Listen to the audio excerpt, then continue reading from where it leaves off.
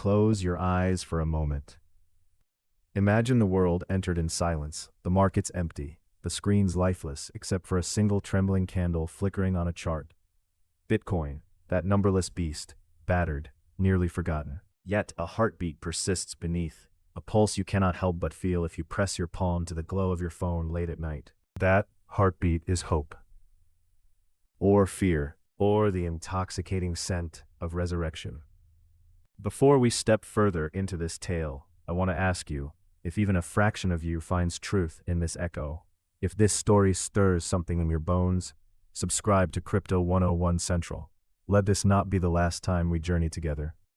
To make sure you never miss a beat, never lose the thread of this soaring, sometimes shattering story, click the bell. Let our voices linger. Let us be your guide through every peak, every abyss. For months now, I've lived inside the winding ways of Bitcoin's journey, eyes half closed, half open, with every loss and every leap feeling like lightning on my skin. At the turn of the year, a quiet resurrection began, subtle as breath after drowning. Cast your mind back, if you can, to the waning days of last year. Bitcoin, after riding high in October, was driven down, battered by forced liquidations and shaking hands. Old holders who could not withstand the storm emptied their pockets. The price tumbled, falling as much as 35% from those heights, like a bird stunned by a glass sky. It was not an accident. It was fear, or survival. But in truth, the surface tells only fragments of the real story. From the outside, it may have seemed sudden, a mini rally, born post-New Year, a rumor of hope in the coldest season. Inside, beneath the shrugging headlines, I saw another reality unfold. Bitcoin's recovery was already alive, pulsing quietly since that October liquidity crisis that felt, to those in its grip, like floodwaters rising in the dark. Liquidity in crypto is a fickle thing, more skittish than in equities, where rules and market makers lend order. Here, in a market where no one is obliged to catch you if you fall, fear spreads fast and deep. During that crisis, it was as if the floor vanished under all of us. Participants withdrew, taking their liquidity, their confidence, leaving nothing but a sheer drop. Flash crash, they call it. I simply call it panic made visible. I tried to forget those moments. But wounds in markets, like wounds in memory, resist healing. Yet, here's what most did not see. Amid the chaos, there was no mass collapse.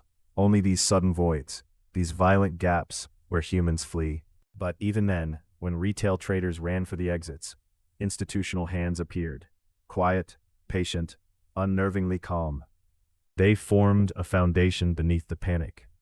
A silent raft when most of us only saw a tide pulling us under. In the outside world, Bitcoin faded from the conversation, like a whisper lost in the wind. It was boring, they said, grinding down, going sideways, barely worthy of breath. On social feeds and news scrolls, the asset was dismissed, eulogized, shamed. The public mood soured and soured again, disbelief and contempt swelling into a storm. It's dead, it's done, they spat into the ether. But I stayed. I stayed, and what I found surprised me.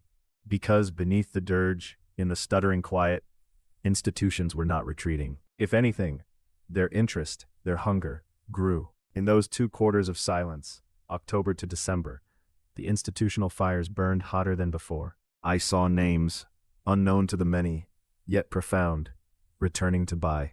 While the crowd looked away, these giants were assembling, slow, unstoppable, methodical.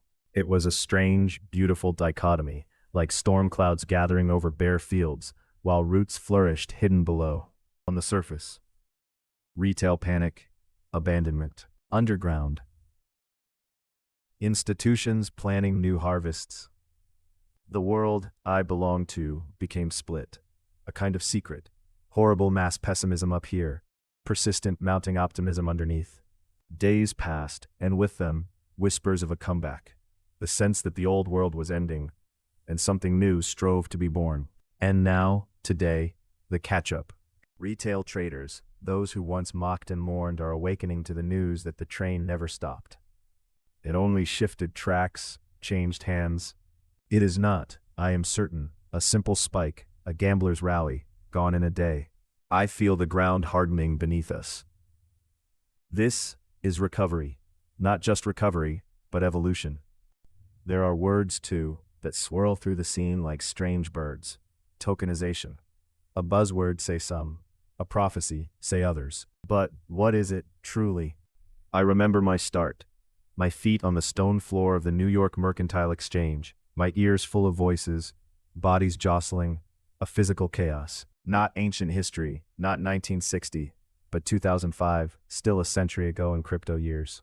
My first task, to help end those howling days, move the wild world of open outcry into the cold gleam of electronic trading. A decade, and the transformation was complete. Now, tokenization is only the next metamorphosis, the migration from dusty records to the living blockchain, where every transaction becomes not just data, but a kind of living memory, traceable, inerasable, rife with possibility.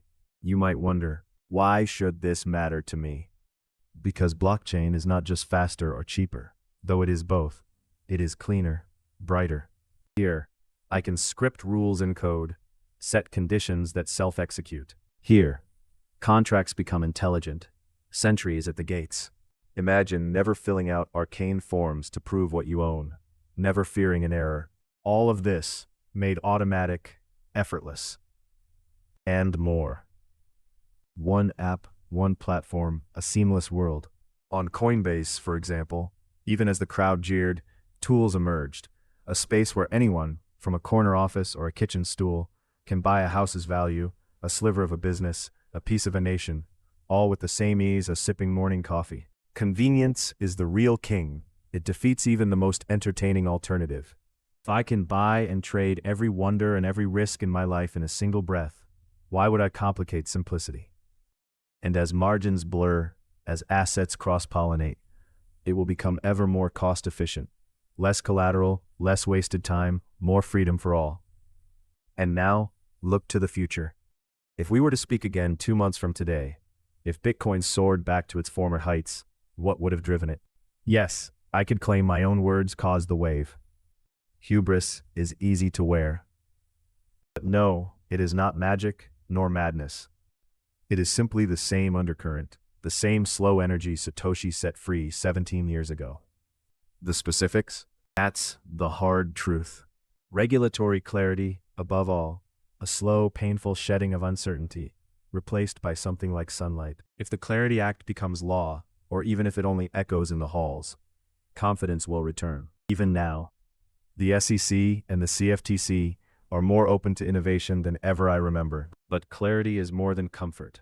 It is the closing of old wounds. When retail investors accept at last that institutions, both commercial and governmental, have not only accepted crypto, but are running with it, there will be a reckoning, a reawakening, perhaps. The market makers who once wavered, who felt the October panic in their bones, now stand steadier.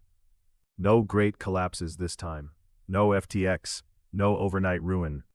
It is the maturity of a market, the certainty of new infrastructure that makes it possible for people to believe again, invest again, risk again. If all this makes your pulse quicken, if you too taste that bittersweet promise of the next chapter, like the tang of ozone before the storm, then let this be the moment you add your voice. Like this video if it speaks to you, if it rings true in your innermost self. And I want to hear you, deeply, honestly. Leave a comment below. Tell me your story. Tell me where Bitcoin touched your life, or where you lost faith. Let us gather in this digital agora, sharing not only our gains and losses, but our very selves. As the final light dims on today's episode, don't let this journey end. Explore the other stories here on Crypto 101 Central. Tap the bell, stay with us on this road. The next chapter, the next resurrection, the next heartbreak. They are always closer than you imagine, and together we will rise to meet them.